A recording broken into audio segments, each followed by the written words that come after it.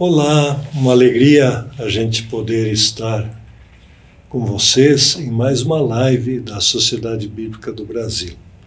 Nessas lives sempre falamos de assuntos relevantes do mundo da Bíblia, da causa da Bíblia, mostrando como a Bíblia se relaciona com tantos aspectos da vida diária de todas as pessoas. Hoje teremos uma entrevista muito especial.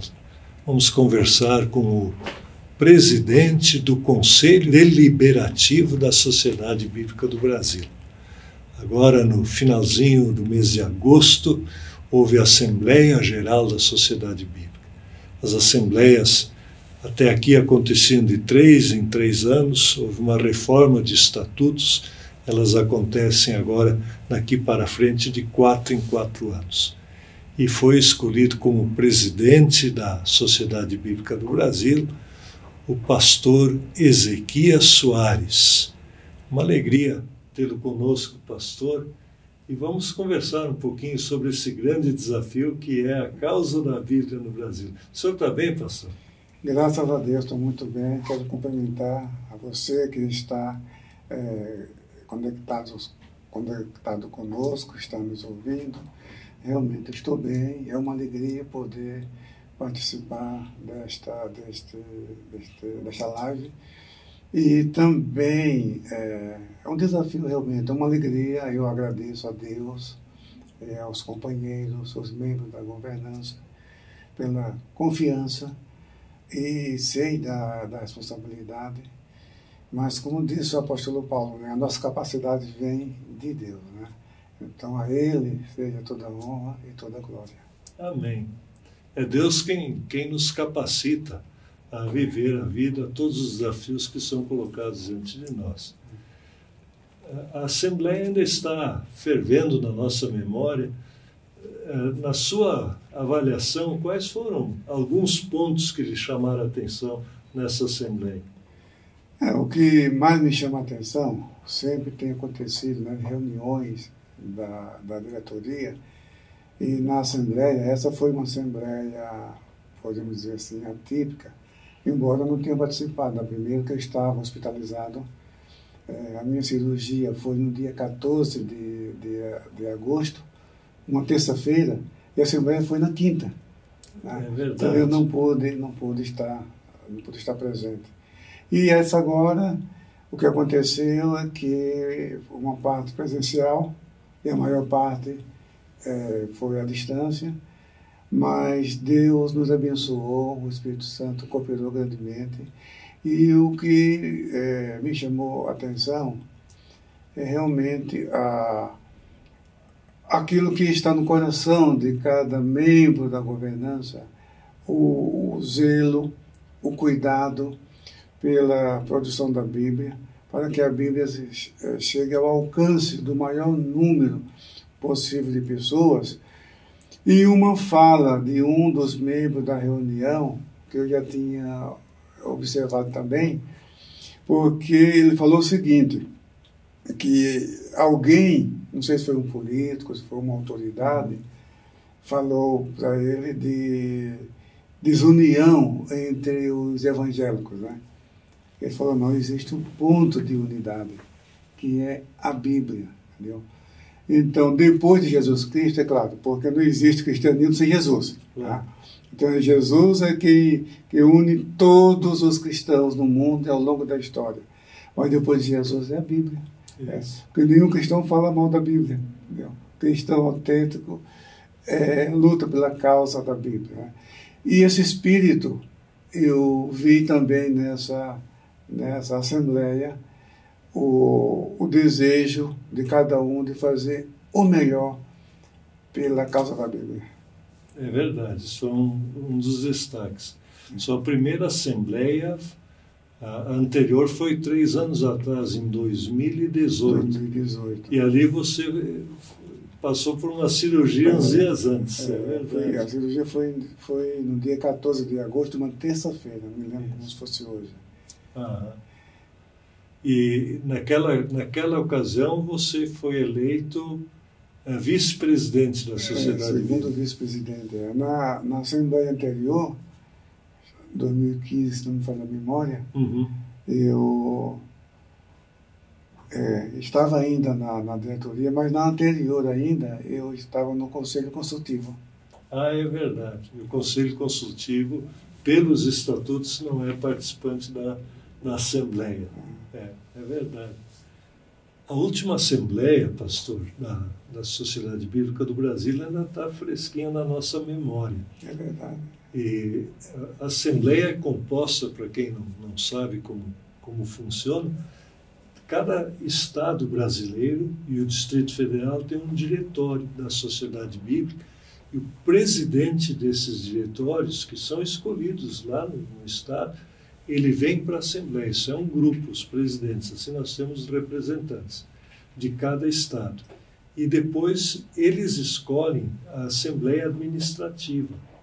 Então, cada Assembleia, os membros da Assembleia Administrativa, ali tem o presidente da Assembleia Administrativa, que hoje se passou a se chamar Conselho Deliberativo. Então, esses formam a governança junto com outras instâncias, Conselho Fiscal e o Conselho Consultivo que você mencionou ainda há pouco. Então, você passou pelo Conselho Consultivo, depois foi para o que hoje é a Assembleia, o Conselho Deliberativo, e foi vice-presidente, agora é presidente do Conselho Deliberativo. Qual a sua experiência? Como é que o senhor, olhando para trás, como é que o senhor vê essa governança, como hoje se chama, da Sociedade Bíblica?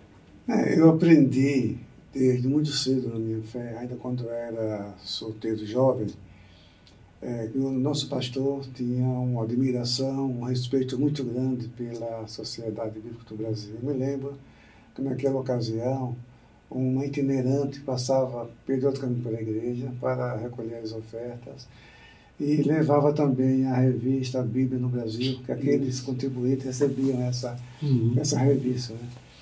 E a minha admiração pela Sociedade Bíblica do Brasil já começou aí, né? Tinha aquele slogan lá, dando a Bíblia à pátria, né? Então, foi aí que eu comecei a entender o que era a Sociedade Bíblica do Brasil, mas achava que eu não sabia dessa complexidade, desse trabalho social que a Sociedade Bíblica realiza. Achava que era assim uma editora como a CPED, alguma coisa dessa natureza. Só depois que eu passei a fazer parte da governança, que eu fui compreender que realmente é uma missão. Isso. É uma missão, entendeu? E que não é uma igreja, bom, disso eu já sabia também, né? Que ela trabalha com as igrejas, né? É uma organização que pertence aos cristãos, né? Então, a minha visão da Sociedade Bíblica do Brasil foi nesse sentido. E eu sempre gostei de ler a Bíblia, e eu tinha um sonho, que era ler a Bíblia nas línguas originais. Mas achava isso tão longe, mas não desanimei, entendeu? Não desanimei, falei, não, eu quero estudar hebraico, quero estudar grego, e prestei o vestibular, a FUVEST, 3 vezes para ingressar na USP, no curso de hebraico, e até hoje eu costumo dizer que os computadores da FUVEST, quando faziam as inscrições, ele aí, já está vindo de volta, já fiquei cliente, né? Mas eu tomei uma decisão, falei, essa é a última vez. Última vez, se eu não passar, realmente, não é da vontade de Deus, porque a minha parte eu fiz, né? Mas graças a Deus, fui aprovado no vestibular de 87, 86 para 87. Ingressei na USP em 87, mas antes já era aluno como ouvinte. Eu conversei com um professor de grego, ele me recebeu, não, pode sistemizar, não tem problema nenhum, quiser fazer prova, faça também. Então eu tinha aula de grego e também na área de hebraico. O professor também me autorizou, não, você pode fazer. E tem mais ainda, no dia que você for aprovado no vestibular, essas notas eu já coloco para você logo no primeiro semestre. Entendeu? Então, foi com muita alegria que eu fui aprovado. E já ingressei na USP já tendo uma base introdutória, tanto do hebraico como do grego. Aí depois eu fiz o aramaico também, fiz o siríaco, mas sempre tive esse desejo de cooperar e fazer algo pela causa da Bíblia, né? Olha que bonita essa história. E agora você está aí na presidência do Conselho Deliberativo da organização que aqui no Brasil traduz a Bíblia e cuida das traduções e da divulgação da Bíblia. Essa é uma realização pessoal também. Uma realização é um jeito de dizer uma alegria poder cooperar nesse grande trabalho. E o estudo, você mencionou, foi na universidade.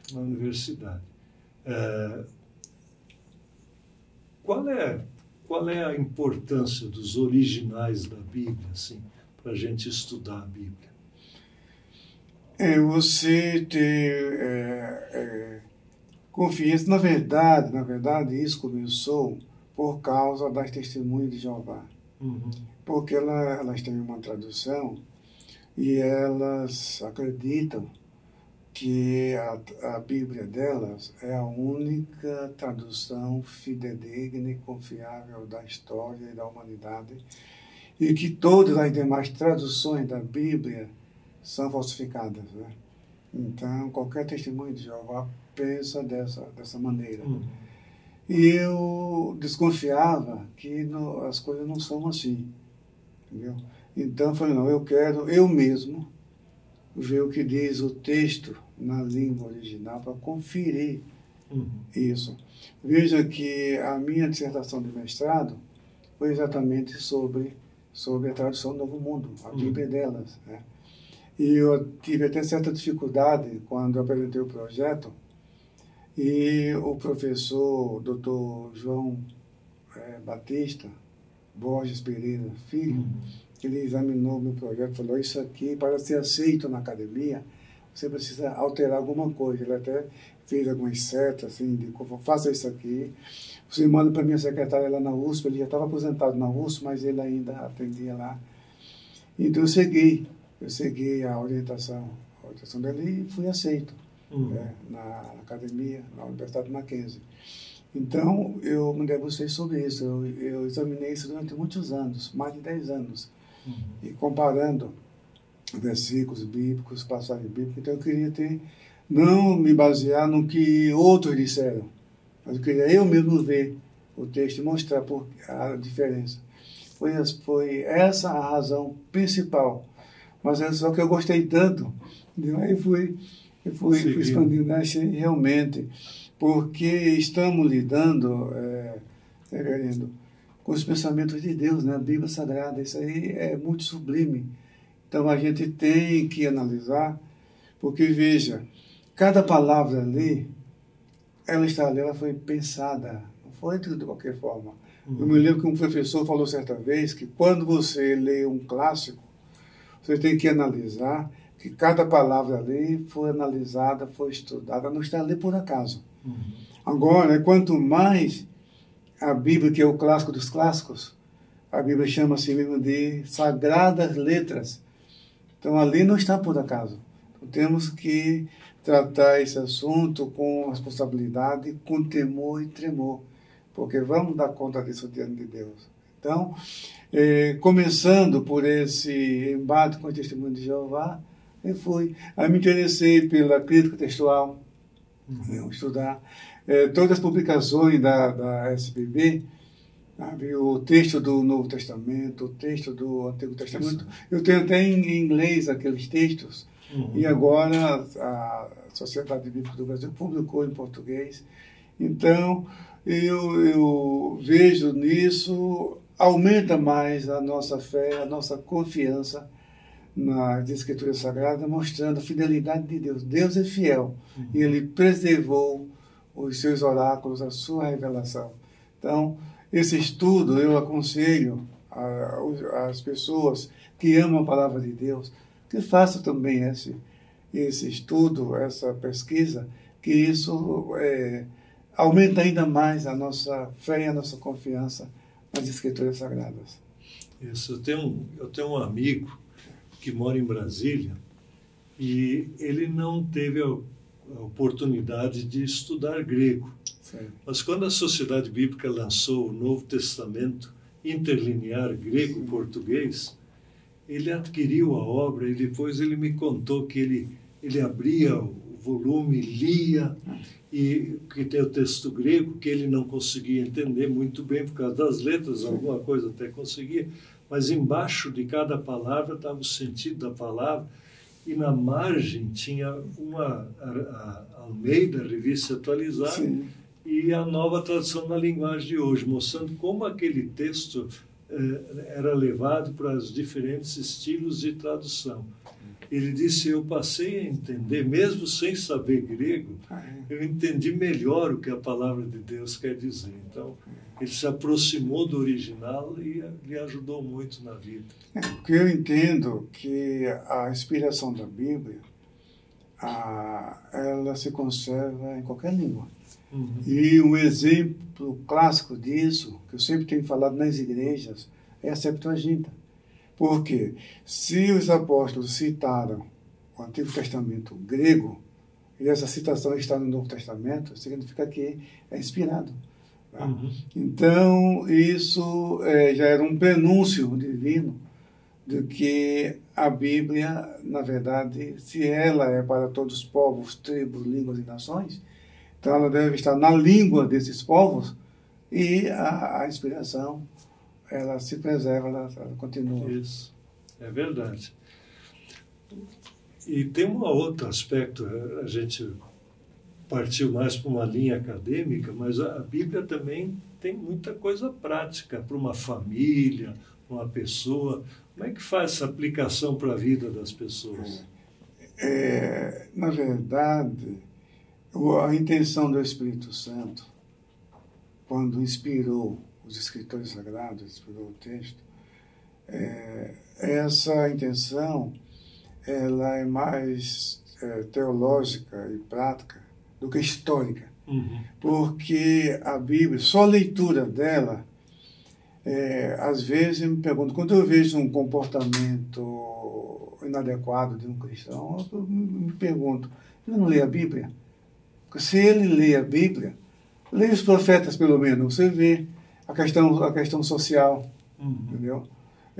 Ela fala, a Bíblia, ela deve ser, a função dela, além da revelação de Deus para a humanidade, ela tem uma contribuição muito importante na vida humana, isto na família, isto no trabalho, na sociedade e na igreja. Então, esses 4 aspectos práticos que nós encontramos e aprendemos na Bíblia, como nos comportar, a ética humana na família, na sociedade, no trabalho e na igreja. Veja, quando as pessoas vêm para Jesus, independentemente da sua condição, da educação, instrução, seu grau de instrução, essas pessoas aprendem. Eu vejo, muitas vezes, os testemunhos na igreja, sabe, aquelas senhoras, dona de casa, simples, mas com sabedoria, dá um testemunho que eu glorifico a Deus por isso. Pessoas que não têm uma instrução acadêmica, mas têm uma sabedoria que orienta, eu costumo chamar de a voz da experiência. O irmão fulano, a irmã fulana, é a voz da experiência. Siga essa orientação, esse conselho, porque é embasado na Bíblia. Então ela transforma. Pessoa que era uma pessoa violenta em casa, pessoa que maltratava a família. Então, lendo a Bíblia, às vezes na igreja. Às vezes tem na igreja, eu costumo dizer que em todas as igrejas sempre tem aquele crente brabo, né? Que às vezes ele se converteu, mas como a santificação ela é tanto instantânea quando a pessoa vem para Jesus, como também progressiva, a pessoa vai se aproximando de Deus, buscando a Deus. Então, a pessoa, lendo a Bíblia, ela muda o seu hábito no lar, muda o seu hábito no trabalho. Até as pessoas, colegas de trabalho, ficam, olha como fulano mudou. É o que aconteceu. Entendeu? Aí o outro falando porque virou crente. Não é? É uma expressão que eles usam. Claro. Não é? Foi transformado pelo poder da palavra de Deus. Isso. A palavra de Deus transforma vidas.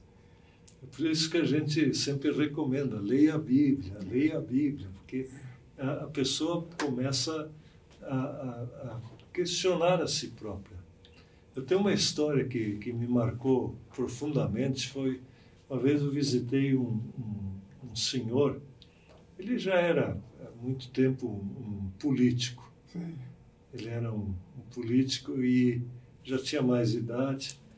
Aí eu perguntei, e ele era cristão, eu perguntei, como é que você começou a se interessar pela Bíblia? Ele disse, olha, eu recebi a minha primeira Bíblia de presente quando eu me formei na faculdade, lá por ali eu ganhei uma Bíblia bonita de presente.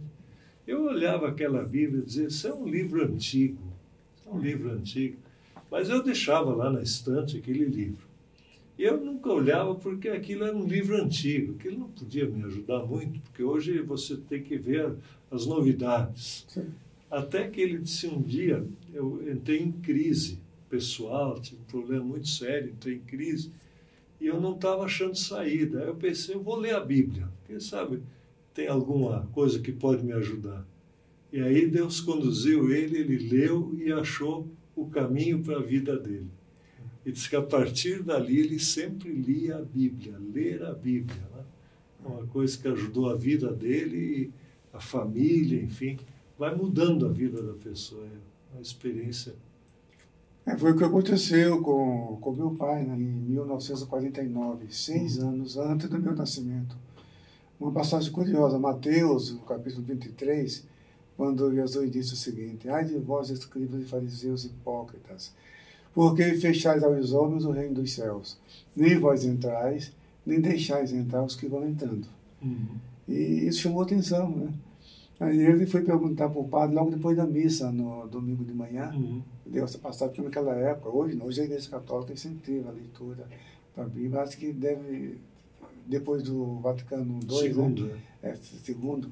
Porque naquela época a leitura, para os católicos, tinha certa restrição. Meu pai leu escondido, porque ele tinha muita curiosidade de ler a Bíblia, conhecer a história de Jesus. E essa passagem chamou a atenção dele, né? E o padre repreendeu, né, duramente, porque ele leu. Entendeu? E naquela noite, naquele domingo mesmo, ele procurou uma igreja, veio para Jesus. Depois a minha mãe se converteu também. E ela já tinha a minha irmã mais velha, que era bebê, mas todos meus irmãos já nasceram já no Evangelho. Todos nós fomos apresentados no púlpito quando nascemos. Isso. Então, veja, a leitura, simplesmente a leitura. Por isso que é importante, a minha esposa, ela costuma dar a Bíblia para as crianças, os vizinhos na nossa rua, entendeu? As crianças têm a Bíblia. Nós temos em casa, agora a gente mudou para um apartamento, agora o espaço ficou pequeno, a minha filha perguntou, e para onde vamos colocar as Bíblias que nós costumamos presentear? Entendeu? Porque nós temos lá um lugar reservado.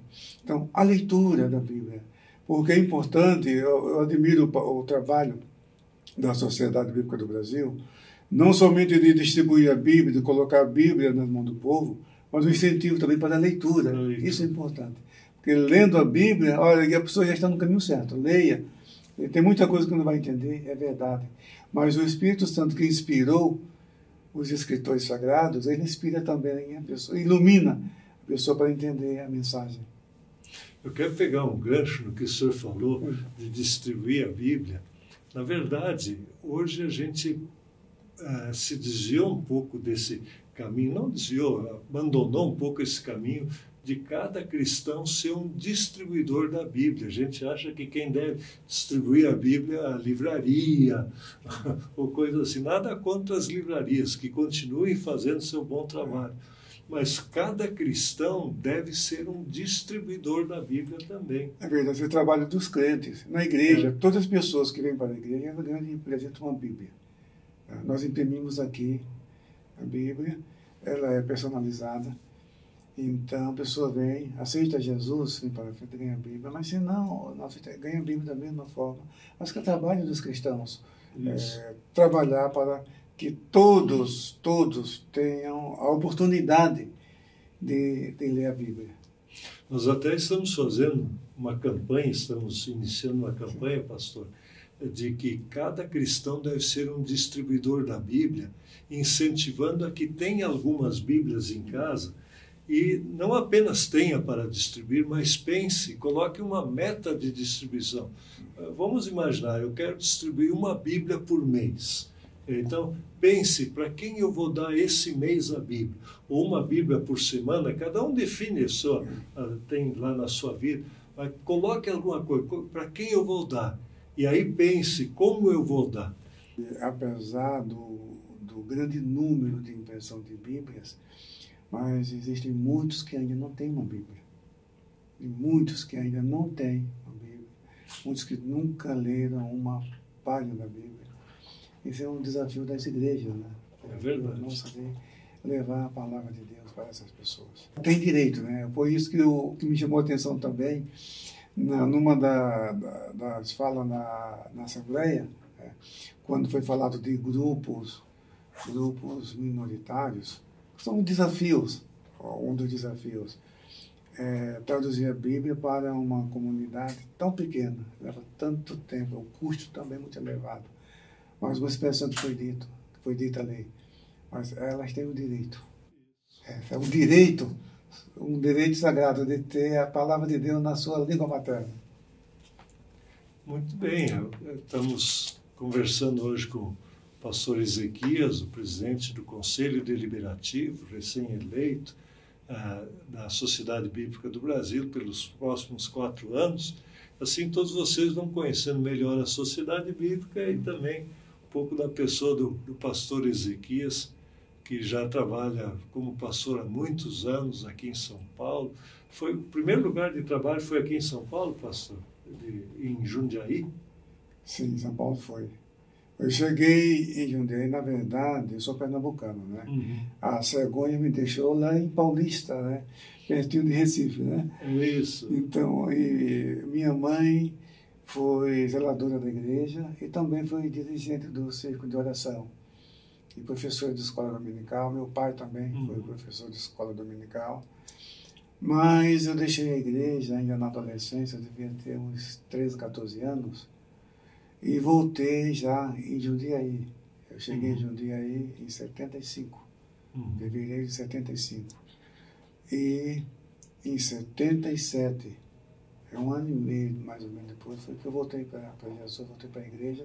Então foi em Jundiaí que eu fui batizado nas águas, em Jundiaí que eu conheci a minha esposa, em Jundiaí eu fui ao diaconato, ao presbitério, fui ordenado, fui secretário da igreja também.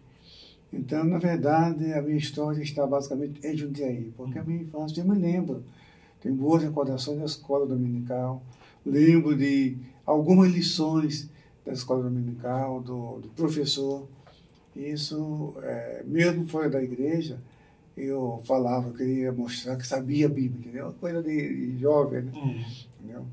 Então, eu me lembro que uma vez eu fiquei assim chocado com uma pessoa, porque na empresa onde eu trabalhava em Jundiaí, aquele irmão, ele era motorista, né, ali, e todo mundo chamava de irmão, mas mais em tom de zombaria, né? Então, um dia eu me aproximei dele, então eu falei, você é crente, não é? Ele falou, mais ou menos. Meu Deus, fiquei assim, porque na verdade o que eu queria era compartilhar alguma coisa, ouvir dele alguma coisa, né? Entendeu? Mas eu até entendo, porque o fato dele ser tão zombado, ser escarnecido, talvez ele tivesse pensado que eu seria um desses, né? Mas na verdade a minha intenção era ouvir, porque eu gostava de ouvir as coisas da Bíblia, as coisas de Deus, né? Então, e isso me chamou a atenção, foi não. Quando eu voltei para Jesus, no domingo à noite, no outro dia, passei pelo portão da fábrica, onde eu trabalhava, onde eu tinha trabalhado, tinha muitos colegas ainda, entendeu? Estava com a Bíblia, eu falei, mas eles vão me ver com a Bíblia, eles não vão zombar. Eu vou colocar debaixo da capa, estava frio, era mês de julho, tá? Então, aí eu cheguei no quarto, Eu fui ler a Bíblia e li uma passagem de Jesus que dizia o seguinte: quem se envergonhar de mim diante dos homens, eu também me envergonharei dele diante de meu Pai e dos anjos que estão no céu. Aquilo foi como um choque elétrico, entendeu? Aí no outro dia eu passei lá, com a Bíblia na mão, falar de Jesus, está indo convidar para a igreja. Entendeu? Então você vê, por isso que é importante a leitura da Bíblia, que Deus fala por meio da palavra de Deus. Ele vai mudando a vida da gente, né? Vai conduzindo.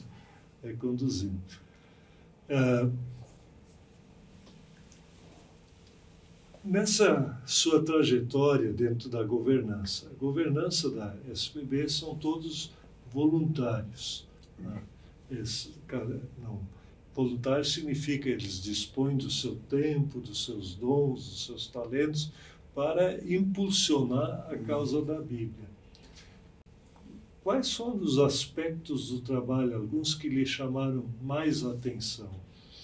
A vontade de cada um de fazer algo pela causa da Bíblia, isso é muito importante.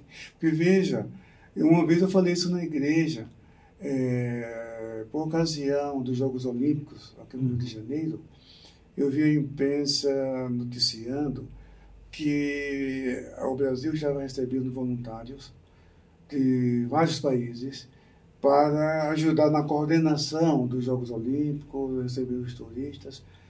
Você vê, eles não são cristãos, não tem esperança, entendeu? Eles estão no mundo. Eu falei, escuta, e nós que somos o povo de Deus, temos compromisso com a obra de Deus. Então, eu até pensei o seguinte, muitas vezes nós aprendemos com essas pessoas. Eu até brinquei, falei, isso é a jumenta de Balaão falando. Né? É a jumenta de Balaão falando.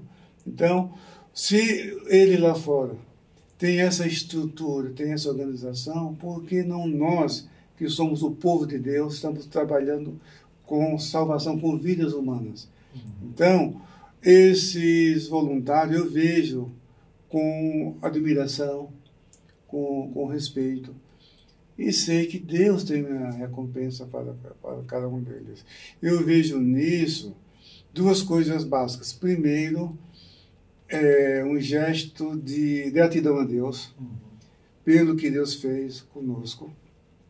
Em segundo lugar, demonstra também um reconhecimento da soberania de Deus na nossa vida.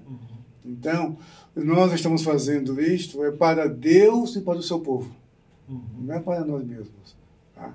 Deus já nos deu o nosso sustento, já garantiu o pão da nossa família. Então, vamos usar a nossa inteligência, o nosso talento, a nossa vocação pela causa da Bíblia como voluntário. Isso eu entendo que não devemos ter isso como uma carga pesada e também não fazer isso para uma projeção, para chamar a atenção das pessoas, mas para chamar a atenção no seguinte sentido, para que os outros façam a mesma coisa. Para que os outros sigam o nosso exemplo nesse sentido. Porque a obra de Deus se faz assim. Veja Atos dos Apóstolos, aqueles discípulos, por onde eles passavam, e anunciando a palavra. Quer dizer, se a sociedade bíblica existisse naquela época, eles iam fazer isso com a Bíblia. Isso. E distribuindo as Escrituras. Então, o que nós fazemos hoje é o que eles faziam, só que de maneira diferente, porque vivemos num outro contexto. Tá? Quando nós distribuímos a Bíblia, nós estamos evangelizando, estamos anunciando a palavra de Deus. Agora, as pessoas que trabalham na governança, nos diretórios, em todas as áreas, como voluntário, os diretores, você vê até lá fora, nas empresas que não são cristãs, nós encontramos ali homens e mulheres que atuam como voluntários, tá? Por uma causa justa, uma causa social. Agora quando nós fazemos algo em favor dos mais fragilizados, quando trabalhamos com os dependentes químicos, com os que estão nos presídios, com as pessoas mais pobres, quando fazemos isso para essas pessoas, a Bíblia nos diz que estamos fazendo para Deus. porque nós vemos as pessoas, somos diferentes das ONGs. Quando nós vemos as pessoas como imagem e semelhança de Deus. Quando nós fazemos isto com elas, Jesus falou, está lá em Mateus 25. A mim o fizeste. A mim o fizeste. Então, isso louva a Deus, isso honra a Deus, Deus se agrada a Deus. Então, eu vejo o trabalho de voluntário, eu repito, com esses dois aspectos. Primeiro, um reconhecimento da soberania de Deus e também um gesto de gratidão a Deus pelo que Ele é e pelo que Ele tem feito em nossa vida. Sabe, pastor, durante a pandemia, eu tive a oportunidade de assistir uma palestra de um pastor da Etiópia. Sim. E esse pastor estava trabalhando nos Estados Unidos, da Etiópia, e aí ele contou que lá os cristãos da Etiópia, a identidade deles como cristãos está na Bíblia. Sim. E aí ele disse, onde a gente vai, a gente tem a Bíblia junto consigo. E aí ele disse, eu vou mostrar para vocês a minha Bíblia, que quando eu saí da Etiópia para trabalhar, ser um trabalhador na Europa, diz ele. Esse país, eu acho que foi a França que se mudou para trabalhar na construção, o que tivesse, porque ele precisava sustentar a família. Aí ele tirou a Bíblia, era uma Bíblia bem surrada, gasta. Ele disse, por quê? Porque a gente usa todos os dias, ele disse. E a gente lê, aquilo a gente lê como se fosse a palavra de Deus. E é a palavra de Deus. Aquilo para nós é a palavra de Deus, a gente lê aquilo todo dia. Aí ele disse, e depois eu comecei a estudar, ele estudou teologia, né? Ele estava nos Estados Unidos, eu tinha até pós-graduação em teologia. Aí ele disse, e o que eu descobri, que a fé cristã, quando ela entra num outro país, ela não é necessariamente que ela entrou através de missionários enviados pela igreja, pagos para fazer essa missão. Eles são cristãos que vão para outros países. E aí ele começou a citar exemplos que hoje a gente não conhece tanto aqui no Brasil, mas das igrejas do Oriente Médio, desses países que a gente hoje ouve muita história lá da Ásia. Ele disse, ali, cristãos foram lá, às vezes levados até como escravos, como é o caso de Esther na Bíblia, e eles deram testemunho da sua confiança em Deus e da sua firmeza na palavra. E isso fez com que pessoas daquele país se convertessem, até reis se convertessem, e a fé cristã entrasse. E aí depois que veio a igreja. Né? Claro que num termo bem amplo, a igreja eram eles chegando, mas não como emissários de uma denominação. O cristão é um representante. E esse é o trabalho bonito, voluntário, que a gente faz. Eu gostei da sua descrição de, se tivesse uma sociedade bíblica naquele tempo, eles iam distribuir uma Bíblia. É verdade, que bonito isso, essa questão do trabalho voluntário. E tem muitas oportunidades. Você falou presídio, né? Presídio, creches, hospitais. As necessidades são muitas. As áreas periféricas das grandes cidades, pessoas que necessitam de uma palavra de esperança, uma palavra de conforto, e nós encontramos isso na Bíblia. Isso. Durante a pandemia ainda, duas histórias que também me impressionaram muito. A gente lançou aquela Bíblia com Vencendo o Medo, com auxílios, e uma senhora que ela era já do grupo de risco, que ela não podia sair, tinha lockdown, e isso foi em Belém do Pará. Ela viu a notícia de que estava faltando sangue por causa da pandemia, ninguém saía, mas precisavam doar sangue. E ela mandou comprar 10 daquelas Bíblias, né, e distribuiu gratuitamente. Ela disse, os 10 primeiros que chegarem eu vou dar uma Bíblia. E diz que muita gente se motivou. Olha como a criatividade ajuda quando se quer distribuir. E a outra história foi em Manaus. Eu já contei numa live essa história. Lá em Manaus, eles, quando estava num dos momentos muito fortes da pandemia, que muita gente morrendo, eles com retroescavadeira, abrindo covas no cemitério. Então o pastor viu aquele desespero, ele conseguiu comprar algumas Bíblias, distribuiu lá naquele cemitério e mostrou o consolo que aquela Bíblia trazia para as pessoas. E aí os administradores do cemitério disseram, depois que a Bíblia chegou, houve paz novamente, mesmo com a tragédia, houve paz. Então, como ajudou aquelas pessoas? Esse é o trabalho voluntário que o senhor faz, todos nós fazemos, e você também pode fazer pela causa da Bíblia. Pense como é que você pode, com a Bíblia, ajudar pessoas. É um desafio isso. Verdade, verdade. E nós, nessa pandemia, nós fizemos, os jovens da igreja se organizaram, receberam doações dos irmãos e eles levaram para as famílias mais carentes. Mas a Bíblia foi junto. Fizeram o trabalho, eles filmaram, não para tocar trombeta, né? Mas para que a igreja saiba e reconheça e contribua, né? Porque a gente presta relatório, presta conta, né? Porque se a gente faz uma campanha e depois fica no silêncio, alguém pode perguntar, escuta, mas como foi isso? Então a gente precisa mostrar como o trabalho foi feito. Né? Então depois nós mostramos para a igreja. Agora esse trabalho nas casas foi suspenso porque não estão todos confinados como no ano passado, nos meses de abril, maio e junho, que foram os mais cruciais para nós naquela região. Pensando agora de novo na Assembleia, houve um plano estratégico para os próximos 4 anos. A Sociedade Bíblica tem grandes desafios pela frente. Já tenho observado isso, tenho pensado nisso. Muitos desafios pela frente, porque o país não está totalmente evangelizado. Muitas pessoas precisam não tem ainda a Bíblia.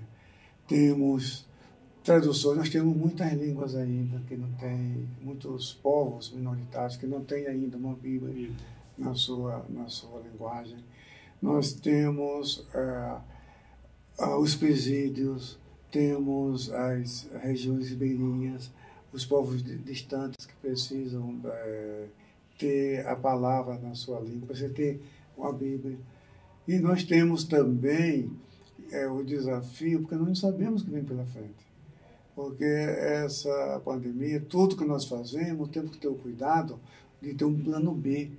Porque as coisas vão num certo ritmo, mas de repente vem uma norma das autoridades, tem que fechar isso, tem que fechar aquilo, tem que restringir aquilo outro. São desafios. Agora, Deus não nos desampara. Quando Deus encarrega alguém para uma tarefa, ele assume esse compromisso. Quando Jesus falou, olha, vocês vão até a cidade, vocês vão encontrar ali um jumento amarrado, você vai encontrar, antes ele falou, você vai encontrar um homem com um cantil de água, você acompanha aquele homem, que ele vai te mostrar, escuta, mas um homem carregando um cantil de água, isso não é trabalho das mulheres? Não, mas Jesus falou, ele mandou, ele sabe o que está fazendo. Quem sabe os apóstolos foram discutindo, mas não é estranho, Pedro? Um homem carregando um pote de água na cabeça? Mas Jesus mandou. Então vamos. E realmente estava do jeito que Jesus mandou. Então, a Sociedade Bíblica do Brasil é uma criação divina. Tá? Isso aí não foi por acaso. Tá? Veja o que ela representa hoje para o país, para o Brasil e para o mundo. Agora, o desafio vem, os ataques às vezes vêm, sabe? As críticas, as dúvidas, as lutas, mas quem não teve dificuldade? Aponte na Bíblia quem foi que não teve dificuldade. Abraão, os patriarcas, o rei Davi, chegou até a dormir ao relento muitas vezes. O próprio Jesus, sendo o próprio Deus. Você nunca vai encontrar nos evangelhos Jesus dizendo, olha, isso é muito difícil, eu não sei. Sabe, eu vou jejuar, eu vou orar, vou pedir a direção. Não, não, sempre era em verdade te digo, em verdade vos digo.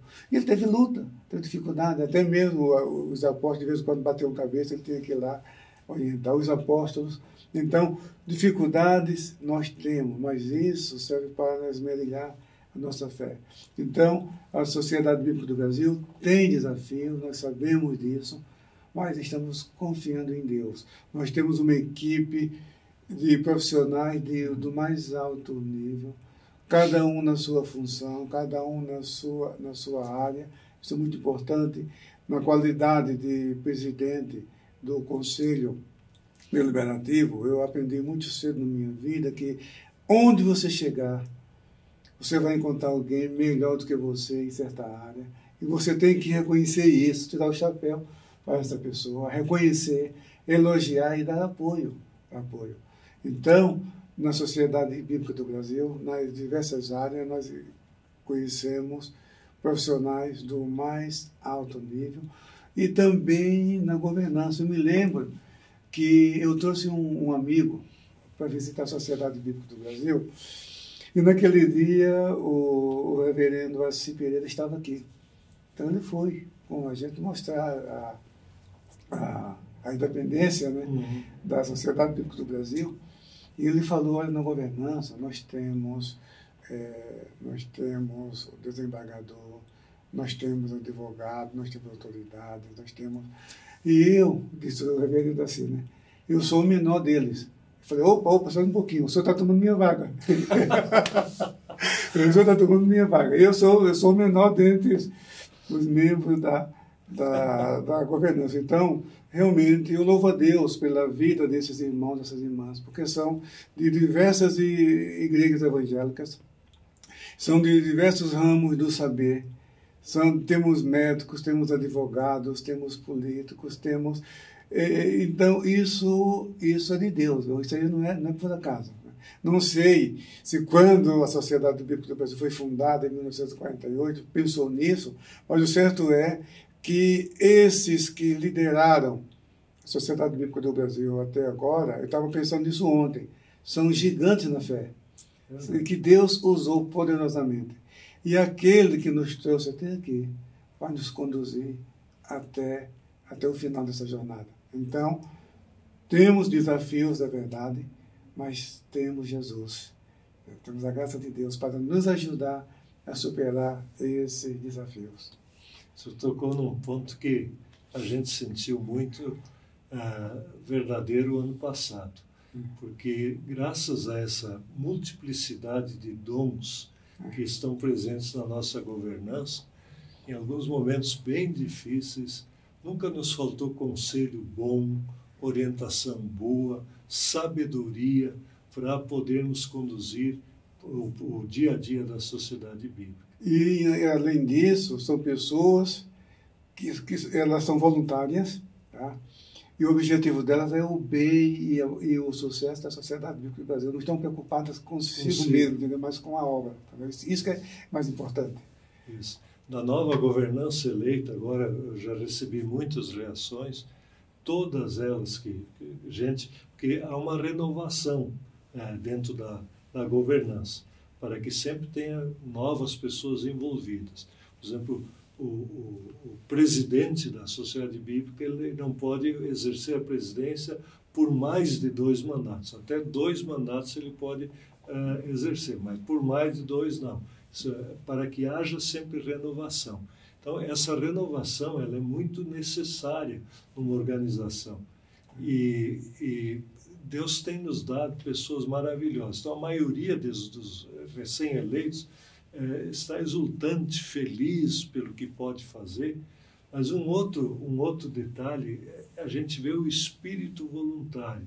Tem um que mora bem distante aqui de São Paulo, ele diz, eu estou tão feliz por poder participar dessa maneira tão especial na causa da Bíblia, que eu já quero dizer, vocês não se preocupem que eu mesmo quero pagar os meus gastos de viagem e tudo. Isso é um compromisso que eu quero assumir com a causa da Bíblia. Então, esse é um pequeno gesto, mas que mostra como as pessoas têm alegria em ajudar. E isso é contagiante, não é mesmo? Então ajuda não somente com o seu talento, com o seu trabalho, mas também na contribuição, né? Isso é muito importante.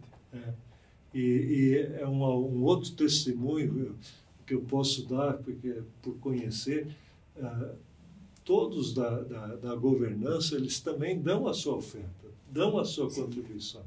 E não é só os da governança, tanta outra gente. Eu lembro quando eu assumi aqui a direção da Sociedade Bíblica, a direção executiva, eu contei uma história e coloquei um slide no retroprojetor, que era de um casal, de pessoa muito humilde, que eles queriam me conhecer. Aí eu perguntei, onde é que você sabe o meu nome? O senhor nos mandou uma carta. É que eu tinha mandado uma carta agradecendo a todos os ofertantes, eles receberam aquela carta. Aí aquele senhor muito humilde, ele era um agricultor, morou na cidade, depois voltou para a roça, agricultor muito simples. Aí ele disse, não, agora estou rico. Eu digo, é mesmo? Ele disse, sim, eu ganho um salário mínimo de aposentadoria, estou rico. Né? Eu digo, que bom que o senhor tem esse dinheiro, está conseguindo se sustentar. Ele disse, sim, e todo mês eu mando de oferta uma Bíblia para vocês poderem distribuir. Então, aquilo me tocou tanto. Né? É uma pessoa que ganha menos do que eu de salário, mas ele fazia aquilo com tanto amor, e a gente tem que honrar essas pessoas. E a oferta que eles dão, cuidar muito para que ela se transforme em uma Bíblia para uma outra pessoa. É tão bonito isso. Muito bem, pastor, nós estamos chegando já no final, mas eu ainda queria falar sobre alguns desafios que a gente tem. Nós estamos aqui na sede da Sociedade Bíblica fazendo essa live, e quando a gente caminha aqui pela gráfica que fica aqui nos fundos, a gráfica da Sociedade Bíblica, a gente vê que a gráfica está lotada e precisa mais espaço. Um dos projetos é uma nova sede para a Sociedade Bíblica. Esse é um grande desafio para olhar para frente. Na verdade, quando o homem para de sonhar, ele morreu, entendeu? Então, e Deus, ele é fiel, tá? Essa é a obra dele, tá? E esse sentimento que Deus tem colocado em nosso coração, esse desejo, isso vem de Deus. Então, colocar as mãos no arado. E esse desafio, eu acho que é o maior deles, né? Ter o local apropriado, maior, tá certo? Nós encontramos a experiência de Eliseu, dos filhos dos profetas, que são os discípulos, que o lugar está apertado, né? Precisa ampliar. Tá? Agora, isso aí, sim, com o apoio das igrejas, dos irmãos, da governança, apoio de todos, né? Apoio de todos. Nós vamos chegar lá, se Deus quiser. Vamos chegar lá. É verdade. E as necessidades são muitas. E a bênção de Deus é sempre maior que as necessidades. É verdade. Então, você que está assistindo a nossa live, entre no site da SBB, sbb.org.br, entre nesse site, tome conta da Sociedade Bíblica, ela é sua, não é nossa, do pastor Ezequias, nem minha, ela é de todos nós. Nós temos que cuidar, porque é uma causa muito mais ampla do que uma organização. E a gente, quando leva a Bíblia às pessoas, a gente está cuidando dessa causa. Pastor Ezequias, muito obrigado. Eu que agradeço pelo honroso convite. Viu? E que Deus o abençoe, que Deus abençoe os que participam aqui conosco dessa live, e que Deus nos dê sempre muito amor e muita inspiração na leitura da Bíblia. Que Deus abençoe a todos.